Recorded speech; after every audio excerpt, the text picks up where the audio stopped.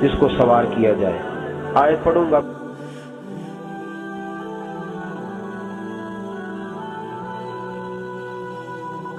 जिसको सवार किया जाए। आयत पढ़ूंगा कुरान पाक की, और मेरा ख्याल है कि बहुत सारी परेशानियां तो कुरान मजीद के लफ्जों से दूर हो जाएंगी।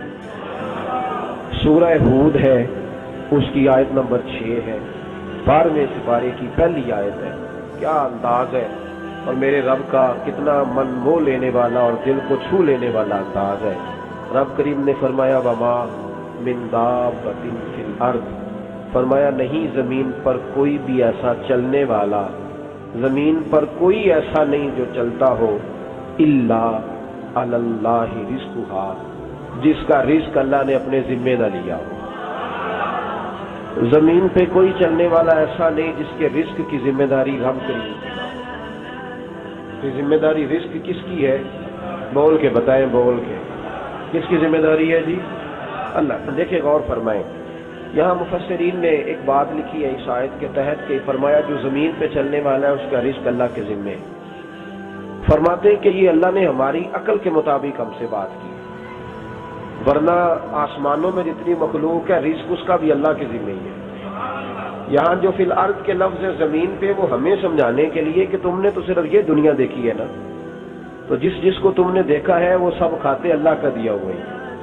तो जो हमने देखा था रब करीम ने उसके मुताबिक हमें समझा दिया।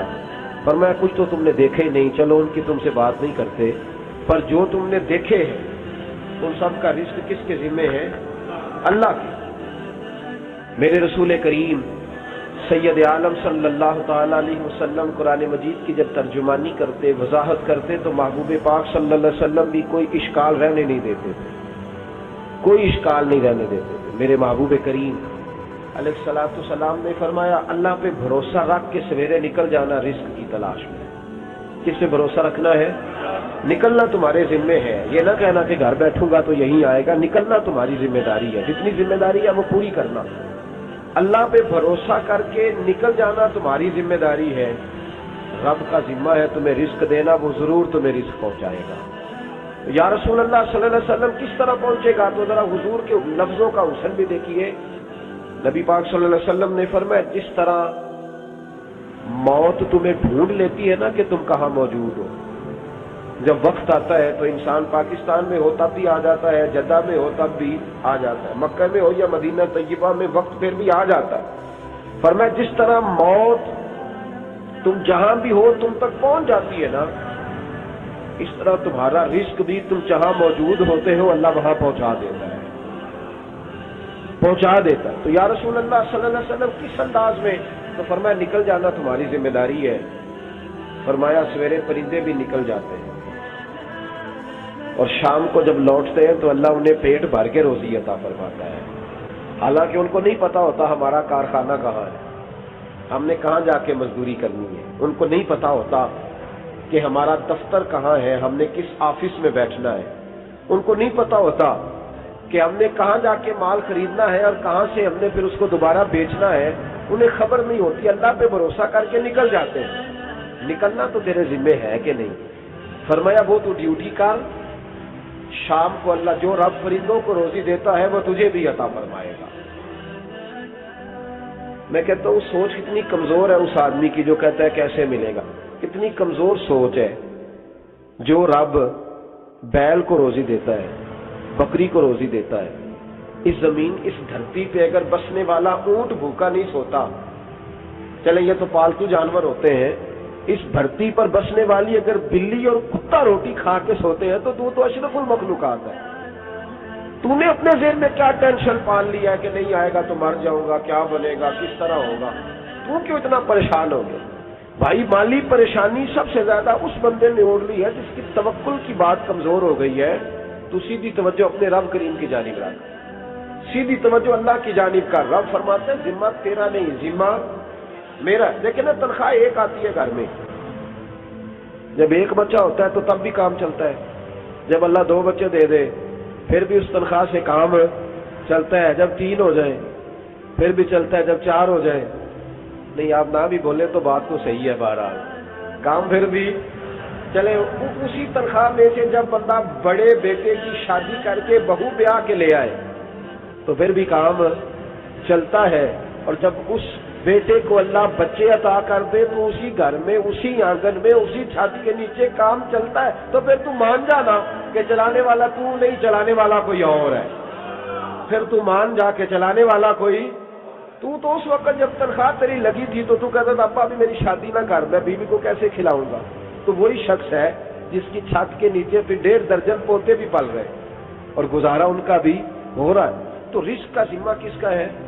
اللہ کا، اللہ کا ذمہ۔ اب ہمیں پتہ ہے پہلی بات تو پریشانی اس لیے اتار دینی چاہیے کہ ذمہ ہمارا ہے ہی نہیں۔ اب دوسری بات یہ کہ ذمہ داری کس کی ہے؟ اللہ حکیم بھی ہے اور علیم بھی ہے، حکیم بھی ہے اور جانتا بھی ہے اور اسے پتہ بھی ہے کہ دینا کس طرح ہے۔ اب ہم پتہ کیا کہتے ہیں؟ کہتے ہیں وہ جو بندہ پجاروں میں بیٹھا ہے وہاں اسے نہیں بیٹھنا چاہیے اور میرا حق تھا۔ تجھے زیادہ پتہ ہے کہ اللہ کو؟ بول کے بتانا کس کو پتہ زیادہ ہے؟ کیوں جی؟ تو آپ اصل ٹینشن پتہ کب لگتی ہے؟ جب بندے کہتے ہیں نہیں وہ پجاروں میری تھی، میرا حق تھا۔ وہ جب گزرتی ہے نا پاس سے مہران کے تو مہران والا ٹینشن بڑی لیتا ہے، حالانکہ اللہ کو زیادہ پتہ ہے کہ وہ حق۔ ایک بات اپنے ذہن میں یاد رکھ لے، رٹ لے کہ جو میرے لیے بہتر تھا میرے رب نے مجھے دے دیا، اور بات ختم ہو گئی۔ بس وصل اچھا ہے نہ فراق اچھا ہے، یار جس حال میں رکھے وہی حال اچھا ہے۔ بس جو میرے حق میں بہتر تھا میرے رب نے مجھے، مسئلہ یہ ہے کہ تو اس پہ راضی ہونے کو تیار نہیں۔ حضرت علی کرم اللہ تعالیٰ وجہ الکریم نے میرے نبی پاک کی ایک حدیث بیان کی ہے، اور جناب علی جب یہ حدیث بیان کیا کرتے تھے تو حضرت مجاہد فرماتے ہیں یوں لگتا تھا کہ جیسے حضرت علی ہمیں ہر پریشانی سے نکال رہے ہیں۔ مولا علی شیر خدا رضی اللہ تعالیٰ عنہ فرماتے ہیں کہ مجھے میرے نبی پاک صلی اللہ علیہ وسلم نے ایک طریقہ دیا تھا ٹینشن فری ہونے کا، اور فرماتے ہیں مجھے تو بڑا راس آیا ہے، تم بھی اگر کر لو گے تو تمہیں بھی فائدہ دے گا۔ کہا وہ کیا؟ حضرت علی کہنے لگے محبوب علیہ السلام نے فرمایا تھا لوگوں تم اللہ کے دیے ہوئے تھوڑے رزق پہ راضی ہو جاؤ، وہ تمہاری تھوڑی عبادت سے تم سے راضی ہو جایا کرو۔ بس تم 2 نفل بھی پڑھو گے تو اللہ راضی ہو جائے گا، تم 1 رکوع بھی سویرے اٹھ کے پڑھو گے تو وہ راضی ہو جائے گا، وہ تمہارے 313 درود شریف سے راضی ہو جائے گا، تم اس کے دیے ہوئے تھوڑے رزق سے راضی ہو جاؤ۔ ٹینشن اس لیے ہوتی ہے کہ ہم راضی نہیں جو اس نے ہمیں دیا ہے۔ وہ حل میں مزید کی جو دوڑ ہے نا، حل میں مزید کی، بے قدرہ کچھ قدر نہ جاتی، کیتی خوب تسلی ہو، دنیا دار پجاری زردے کتیاں دے گل ٹلی ہو، بک بک روشن اکھیاں تکیو ویک حویلی کلی ہو، تے کوچ نصیر اساں جد کیتی پہ جانی تھر تھلی ہو۔ تو یاد رکھیں یہ جو ہے نا مصیبت کے مال آ کیوں نہیں رہا، وہ سامنے والا پلاٹ میرے گھر کے سامنے ہے گھر کے سامنے، پر رجسٹری میرے نام کیوں نہیں؟ یہ مصیبت سانس نہیں لینے دیتی۔ موٹر سائیکل کھڑی کرتا ہے نا جب آ کے دکان سے روٹی کھانے آتا ہے، دفتر سے گھر آتا ہے، کاروبار سے آتا ہے، تو جہاں موٹر سائیکل کھڑی کرتا ہے وہ ٹینشن بڑی ہے کہ کبھی میری ہو جائے نا یہ والی جگہ تو میں یہاں بھی بورڈ لگاؤں اپنے نام۔ اس نے مالی پریشانی پیدا کی۔ تو جس حال میں ہے، چونکہ تو نے اپنا یہ حال خود نہیں بنایا، جس نے بنایا ہے وہ بڑا بہتر جانتا تھا کہ تو اسی حال میں اسے اچھا لگتا ہے۔ تو اسے اسی حال میں، ایک بزرگ تھے تو ان کی طبیعت بڑی علیل ہو گئی، بیمار ہو گئے، تو اللہ نے آزمائش دی تو کیڑے پڑ گئے وجود میں۔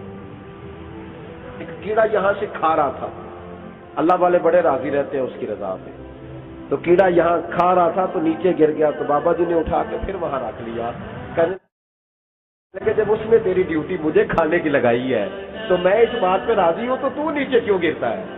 بس ٹھیک ہے کھا، جب اس نے تجھے ڈیوٹی جو تیری لگائی۔ سالبہ بن عبد الرحمان ایک صحابی تھے، سالبہ غالباً نبی پاک صلی اللہ علیہ وسلم کی خدمت